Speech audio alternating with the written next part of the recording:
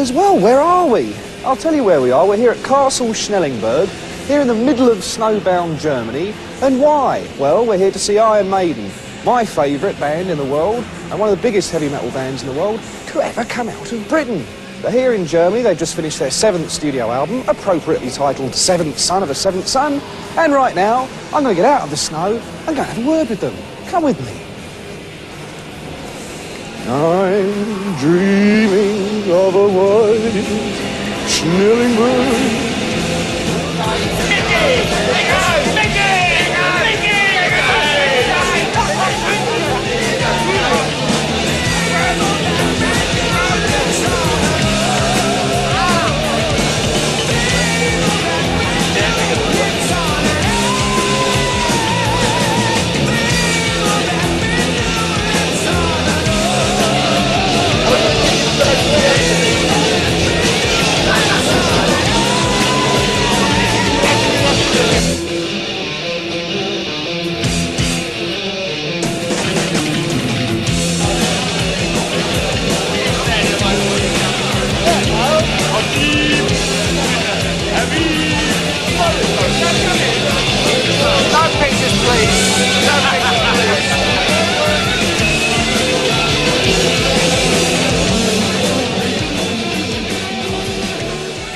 Steve, you've just emerged from the studio in Munich here in Germany with your brand new album, Seventh Son of a Seventh Son.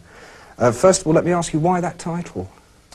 Well, it's a concept album, believe it or not. Yeah, sounds a bit ominous, doesn't it? But, well, originally I had the idea for a song called The Clairvoyant when Doris Stokes died.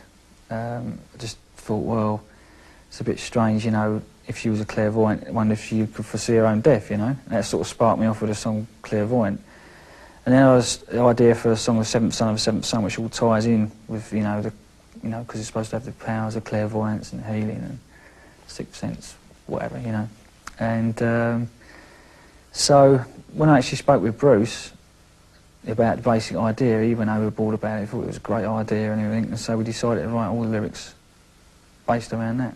It's a concept album about a seventh son of a seventh son. Actually Steve's idea, but we found that we were writing lots of things very similar at the same time without him actually... When he suggested this idea of seventh son of a seventh son, I immediately went flying to my book of unused lyrics and pulled out lots of lyrics with the number 7 in.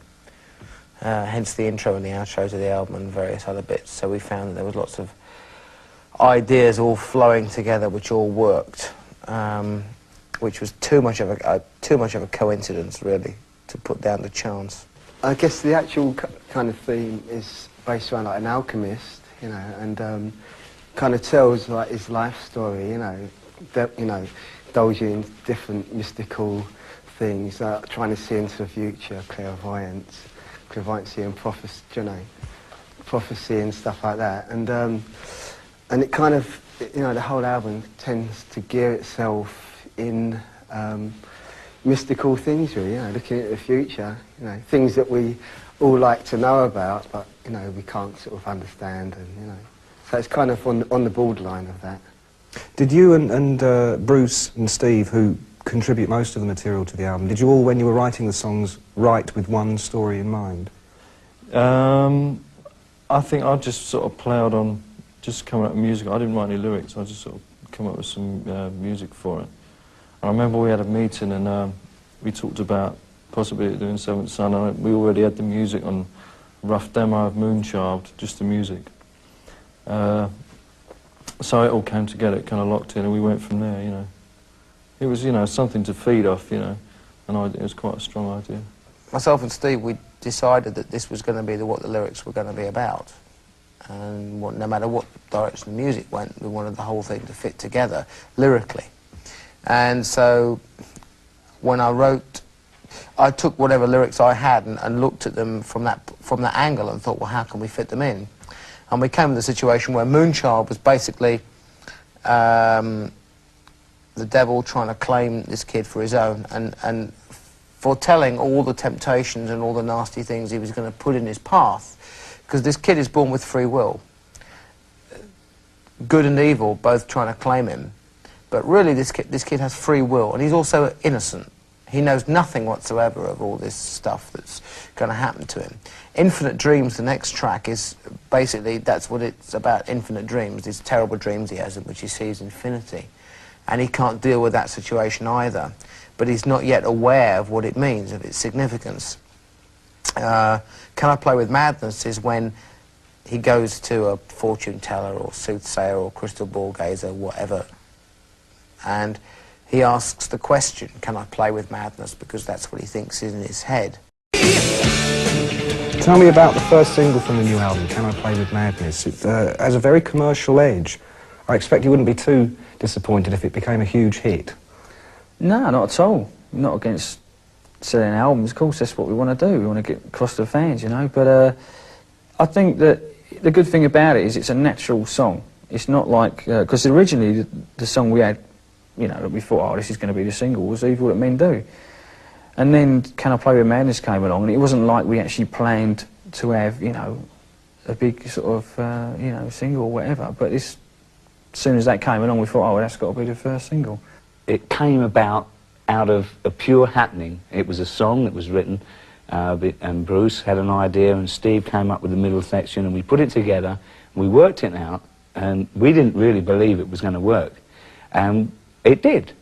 And because of that, it's got the magic about it, what it has. And so I think it's going to be a very good, successful single. You know, it is below 4 minutes long as well, so the radio companies are going to go, hey, these guys are going to... What about the video? Apparently you're not in the video at all. You don't appear anywhere in the video. That's great, marvellous. I hate appearing in videos. Really? Yeah. Why? Well, because it's not acting and it's not music. It's pretending.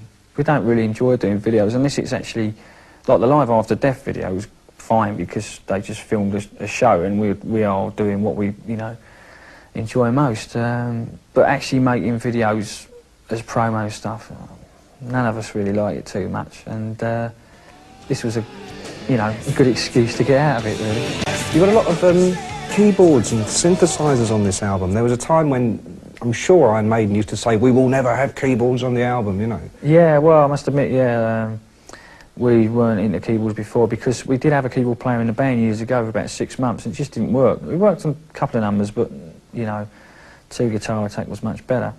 But the reason it happened this time round was because, you know, if I have, like, well, on the last album, for instance, I used guitar synths, you know, with the, you know, chord and foot pedals and stuff.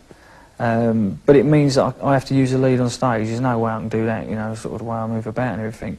And Adrian didn't want to be bothered with all the foot pedals either, you know, so we decided that we'd do it all on the keys. And we're going to get my bass roadie, Mike, to do the count, as he's known. Yeah, the D on the keys. Yeah, there's a guy on the crew, his nickname is the Count, because he comes out at night. He's a nocturnal sort of person.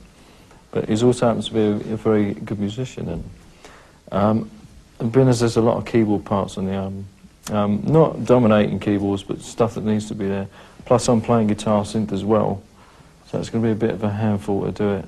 But in a couple of songs, it's going to be essential that we probably do that. The band's next world tour starts in May, and as far as I understand, it goes on then for most of the rest of the year. Yeah. How are you looking forward to it? Yeah, well, I say it's been last August, I think we finished the tour. So it's been so long, it's like we want to, you kind of, you know, it's great after the tour, you can't, you know, you feel like it's nice to have a rest. You've had a great time doing playing. And so now we've been off for a while now, you know, so it's great, it's exciting. Like the album's just been released, you know, it's going to be released soon.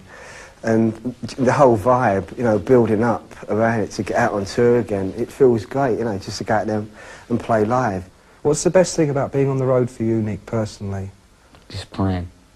Just being there and getting up on stage with the guys every night and coming off stage and go, do you know what you did wrong?